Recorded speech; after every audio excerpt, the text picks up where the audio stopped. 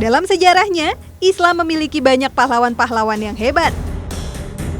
Dan kini, tokoh-tokoh tersebut bisa kita ceritakan kepada anak-anak kita melalui komik.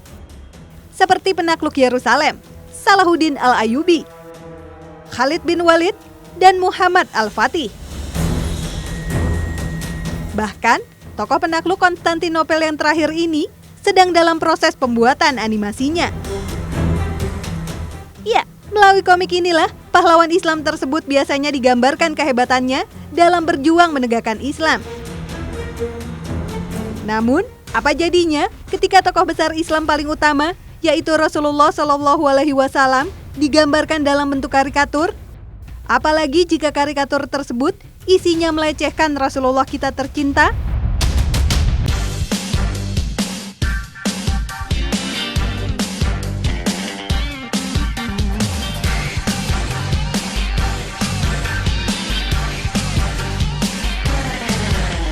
Pokoknya nanti kita harus beli barang-barang Prancis. Terus kita bakar deh. Oh iya, udah kekumpul berapa uangnya? Ya ini sih udah cukup lah buat aksi kita. Bagus banget. Assalamualaikum. Salam. Lu pakai apa itu? Tahu lu masa ya kafe pakai gitu banget. Kan ini kan jam nanggung, sebentar lagi ajan. Ya gue mau sekalian ke masjid lah. Namanya kalau saat habis kayak gitu. Enggak juga sih, cuman kan gue pengen mengikuti apa yang dilakukan Rasul. Gaya-gayaan lu. Waktu Rasul dihina, lu kemana? Diem aja kan? Nggak ikut demo, nggak ikut boykot. Kayak gini ngaku cinta Rasul. Lu denger, justru cinta Rasul itu mengikuti apa yang dibuat dia. Tunjukin dulu perilaku yang sesuai. Itu baru cinta Rasul. Bukan yang mekor-kor kayak gitu. Kok lu nyolot sih? Terus kenapa? Udah. Assalamualaikum warahmatullahi wabarakatuh. Sahabat hikmah yang dirahmati oleh Allah Subhanahu wa taala, Nabi Shallallahu alaihi wasallam mempergunakan perjanjian Hudaybiyah yang terjadi pada tahun ke-6 dengan sangat baik. Perjanjian dengan Quraisy untuk tidak saling mengusik dipergunakan Nabi untuk berkirim surat kepada raja-raja di dunia. Dimulailah penyebaran Islam lebih luas lagi. Nabi mengirim surat kepada Raja Mekaukis di Mesir, Raja Yaman, Raja Habasyah, dan lain-lain sebagainya. Di antara raja yang dikirimkan surat oleh Rasulullah SAW adalah Kisra Persia yang bernama Abarwis. Utusan Nabi SAW adalah Abdullah bin Hudzafah As-Sahmi. Abdullah bin Hudzafah bercerita bagaimana ketika surat itu sampai dibaca oleh Kisra, lalu sang Kisra merobek-robek surat Rasulullah SAW. Ketika ini diceritakan kepada Rasulullah, Rasulullah berkata, Allah akan merobek-robek kerajaannya seperti dia merobek-robek suratnya. Begitulah, siapapun yang menghina dan melecehkan Rasulullah SAW, Allah tidak akan pernah diam. Tetapi, apakah kita umatnya akan diam?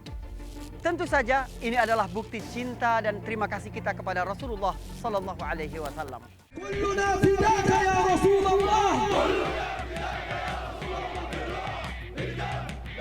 Sahabat hikmah, kaum muslimin tengah terusik.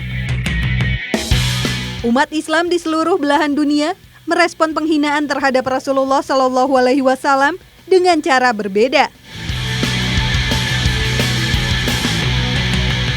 Ada yang menanggapi dengan cara ekstrim dengan membalas dengan kekerasan.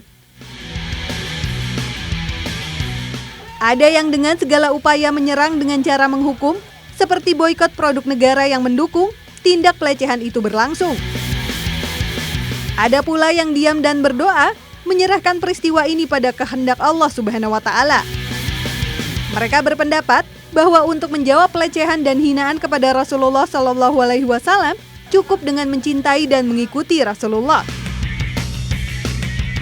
Pelecehan terhadap Rasulullah SAW sebenarnya bukan hal baru. Berulang kali kejadian penghinaan Islam dan pelecehan Rasulullah SAW dilakukan oleh orang-orang anti-Islam yang berlindung di balik alasan kebebasan berekspresi. Semua ini tak lain adalah ketakutan dan kekhawatiran berkembangnya Islam di negeri-negeri mereka. Jika Allah Subhanahu wa taala telah berjanji untuk membela, membantu dan menolong Rasulullah SAW, tapi apakah kita tetap penting untuk membela Rasulullah? Tetap penting. Mengapa kita tetap harus membela Rasulullah Sallallahu Alaihi Wasallam? Pada saat kaum muslimin sedang dalam kondisi kacau balau di perang Uhud, tiba-tiba terdengar teriakan Ibnu Qami'ah bahwa mereka telah membunuh Nabi Muhammad Sallallahu Alaihi Wasallam.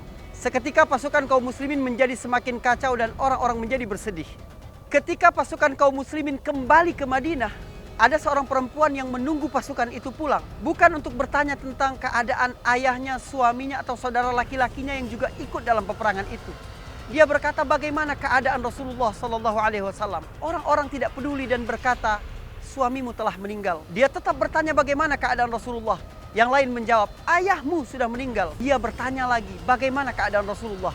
Yang lain berkata, saudara laki-lakimu telah meninggal. Tetapi dia terus mengejar bertanya tentang keadaan Rasulullah. Sampai ada yang berkata, Rasulullah dalam keadaan baik-baik saja. Perempuan itu berkata, segala musibah selama Rasulullah Sallallahu Alaihi Wasallam dalam keadaan baik sangat ringan bagiku. Mengapa kita harus membela Rasulullah Sallallahu Alaihi Wasallam? Adalah bentuk terima kasih kita kepada beliau. Bayangkan apa jadinya negeri ini tanpa pengutusan Rasulullah Sallallahu Alaihi Wasallam. Innallaha yanzuru ila ahlil ardi, kata Nabi. Sesungguhnya Allah Subhanahu Wa Taala melihat kepada penduduk bumi. Famaqatahum arabahum wa ajamahum. Lalu Allah murka kepada seluruh penduduknya, baik yang Arab atau non Arab. Illa baqaya min ahlil kitab, kecuali sebagian kecil dari para ahli kitab. Itulah keadaan umat manusia pada saat Rasulullah belum diutus. Lalu Allah memberikan nikmat yang besar kepada manusia dengan mengutus Nabi Sallallahu Alaihi Wasallam. Awalnya sih marah ya, saya sih marah. Kayak cuman berdoa, terus saling mengingatkan satu sama lain. Marah kak, bentuk rasa marahnya sih kalau saya sendiri, saya jadi lebih beribadah aja sih kak, beribadahnya lebih kencang gitu karena yang bisa melakukan sesuatu kan juga Allah, pasti nanti balasannya juga langsung dari Allahnya gitu. Sahabat hikmah, Rasulullah terkenal dengan penyabar dan memaafkan. Setiap perilaku yang melewati batas terhadap beliau, tentu akan beliau maafkan. Salah satunya adalah kisah ketika dakwah beliau ditolak mentah-mentah oleh masyarakat Taif. Bukan cuma pengusiran, tetapi kaum kafir Taif juga melempari beliau dengan batu hingga Rasulullah terluka parah.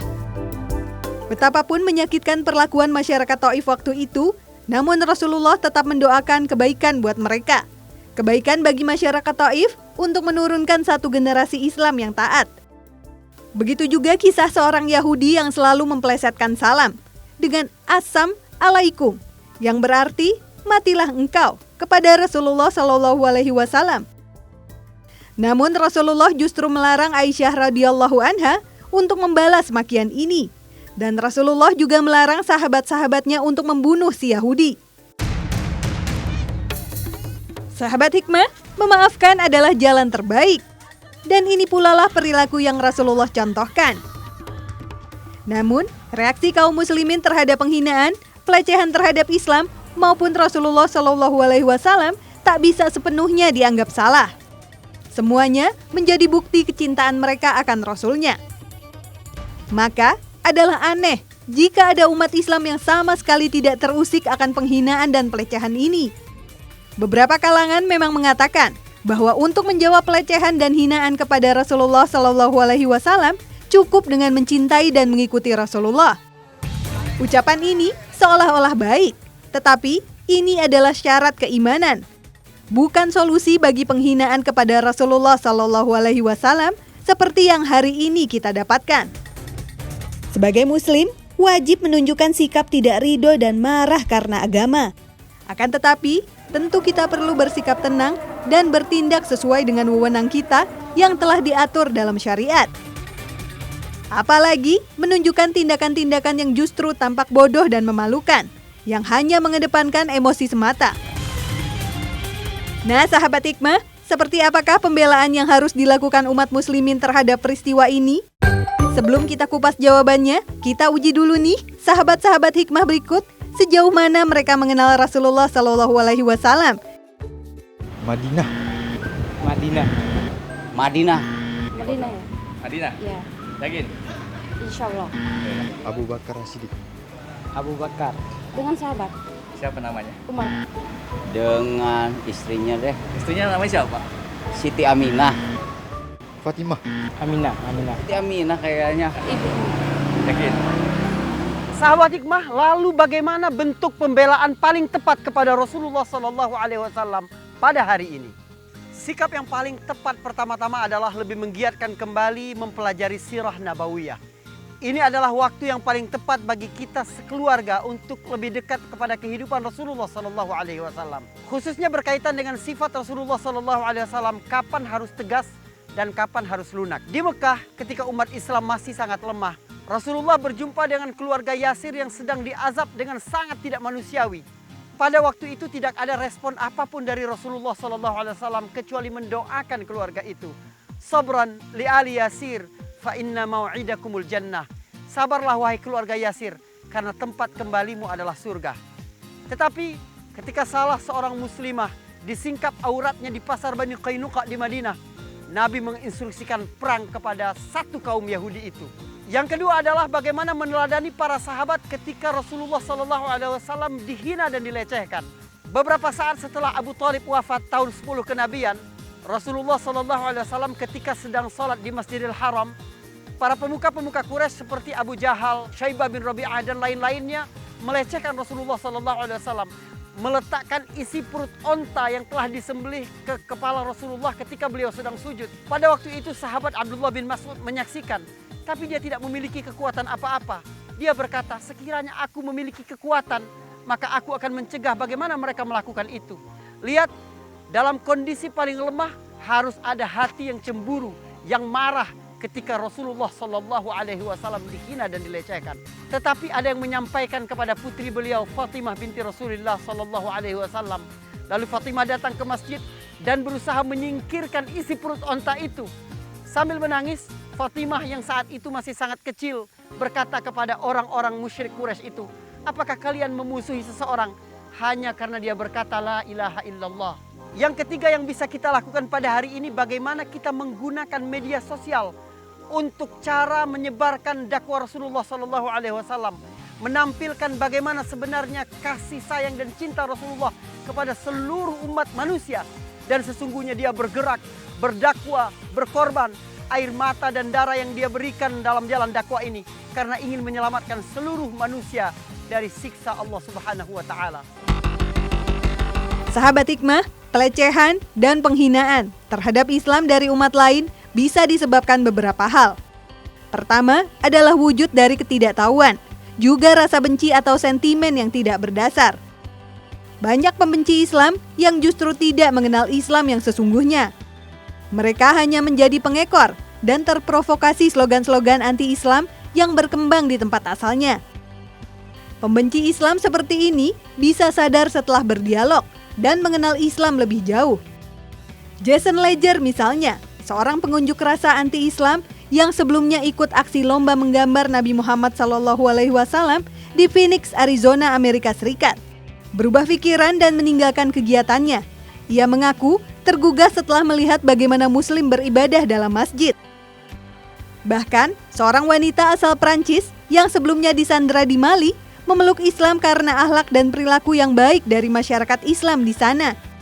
Ya, dia adalah Sophie Petronin, yang kebebasan awalnya disambut hangat oleh Emmanuel Macron, Presiden Prancis.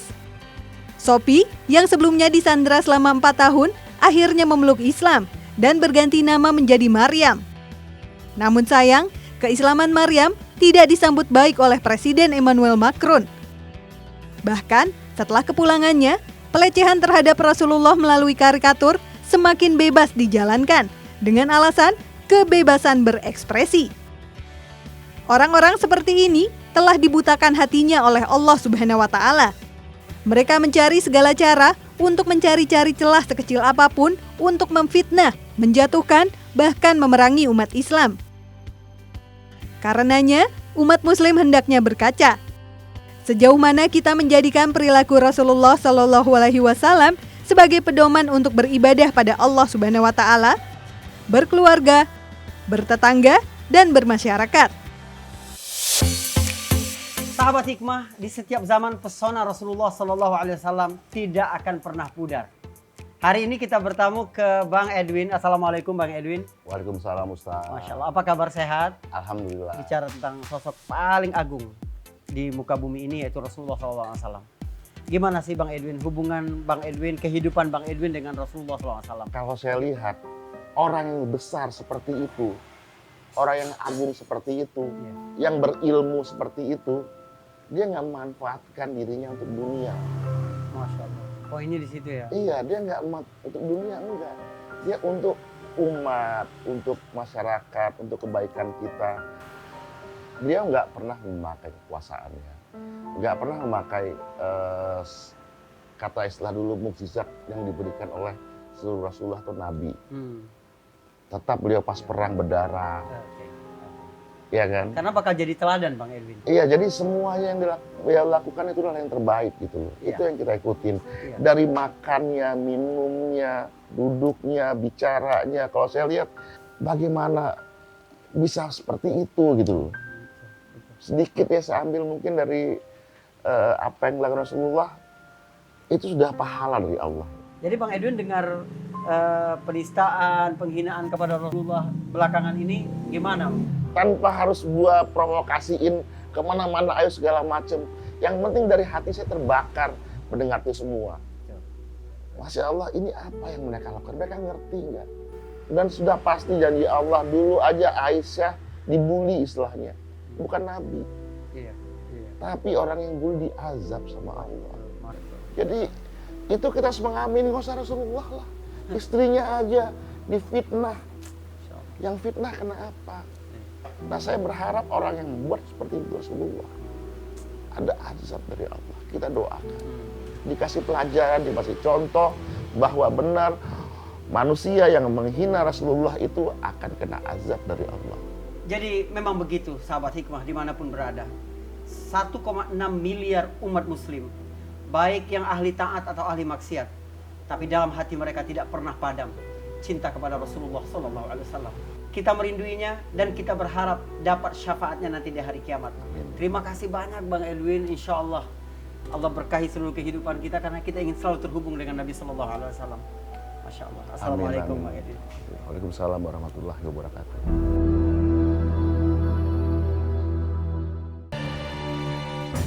Segala yang kita lakukan untuk Rasulullah SAW sesungguhnya terbit dari hati yang penuh cinta kepadanya. Dan hati yang penuh cinta itu akan memperoleh balasan nanti dekat bersama Rasulullah pada hari kiamat. Bayangkanlah bagaimana indahnya wajah Rasulullah SAW. Seorang bertanya kepada Ar-Rabi' binti Mu'awwadh, sifati kepada kami bagaimana wajah Rasulullah. Dia berkata, "Lau ra'aitahu laqulta asy-syamsu tali'ah." Kalau engkau melihatnya, engkau akan berkata matahari sedang terbit. Bayangkanlah pemandangan yang sangat indah dan diburu oleh para petualang. Matahari yang sedang terbit. Jabir bin Samurah punya sifat lain tentang wajah Rasulullah SAW. Suatu hari aku berjalan di jalan Madinah pada saat bulan purnama. Tiba-tiba Rasulullah muncul dari arah datangnya bulan purnama muncul. Aku pun melihat ke arah bulan dan melihat ke arah Rasulullah SAW. Demi Allah, wajah Rasulullah lebih indah daripada purnama. Abdullah bin Salam yang dulunya Yahudi, ketika Rasulullah SAW datang dan dikerumuni oleh manusia di Madinah, dia mengajak anaknya untuk menguji kepalsuan Nabi Arab ini. Dia berkata, "Anak, orang Arab yang mengakui Nabi itu telah datang. Ayah telah menyiapkan beberapa pertanyaan yang tidak mungkin bisa dia jawab, karena yang bisa menjawabnya hanya Nabi yang sebenarnya." Maka pergilah anak dan ayah ini ke Rasulullah SAW. Ketika masuk kepada Rasulullah SAW, tiba-tiba pandangan mata Abdullah bin Salam langsung melihat wajah Rasulullah. Seketika dia berkata kepada anaknya, "Nak, aku bersaksi bahwa dia adalah Rasulullah. Asyhadu annahu Rasulullah." Anaknya terheran-heran dan berkata, "Ayah, bukankah kamu belum bertanya dengan satu pertanyaan pun untuk mengujinya?" Abdullah bin Salam berkata, "Wajah yang ada di depan kita sekarang adalah wajah yang tidak memiliki garis kebohongan satupun di guratnya. Bayangkanlah suatu pagi di surga ketika engkau membuka jendela rumahmu dan tetangga yang engkau akan lihat adalah pemilik wajah yang lebih indah dari purnama, matahari terbit, serta wajah yang tidak menyimpan gurat kebohongan satupun di garisnya. Dan engkau mendapati itu semua karena kecintaanmu kepada Rasulullah." Assalamualaikum warahmatullahi wabarakatuh.